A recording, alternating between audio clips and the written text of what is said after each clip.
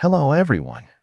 In this final episode of the Basic Turntable Photogrammetry series, I will apply the PBR textures exported at the end of the previous episode to the low poly model.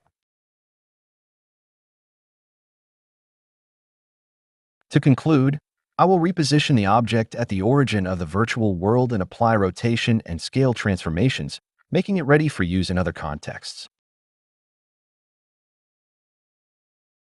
Before we start, let me remind you that the PDF transcript of all episodes in the series is available for free download at the link in the description.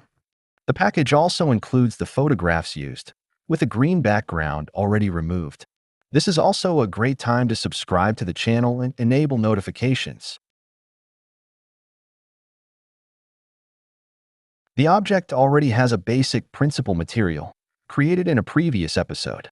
In a shader editor, I import the textures exported from Substance Painter and connect them to the corresponding input channels of the material.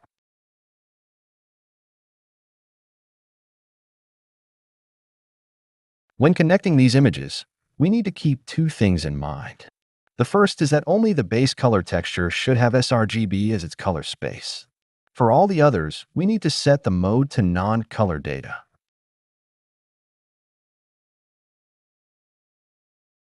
The second thing to remember is that between the normal image and its corresponding input in the principled node, we must insert a normal map conversion node, as indicated by the colors of the ports on the two nodes.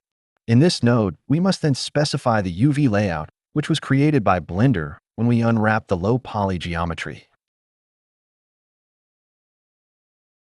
Using a 3D view in rendered mode, we can adjust the intensity of the normal map as needed using the strength parameter in the Material tab. This will be necessary because the normal map coming from Meshroom and later exported from Substance Painter will often be too strong, causing shading issues, as I showed in the video.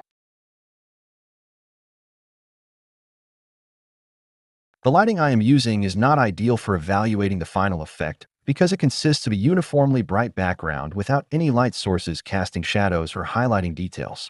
However, I will change the lighting later, as my current focus is on adjusting the model's position, orientation, and scale. First, I set the object's origin to its geometry, then move the object to the center of the virtual world. Next, I adjust the object's orientation and scale. The original object was slightly over 12 centimeters long. I resize it to approximately 4 centimeters along its longest dimension.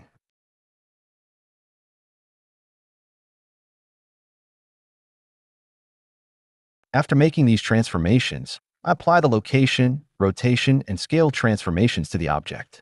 Now this object is ready to be used in other contexts, so we can save it as a separate file.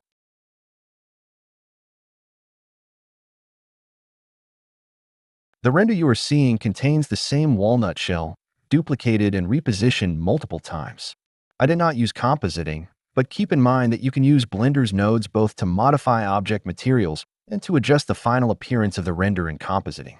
However, this concludes this episode and this basic series on creating a turntable photogrammetry project.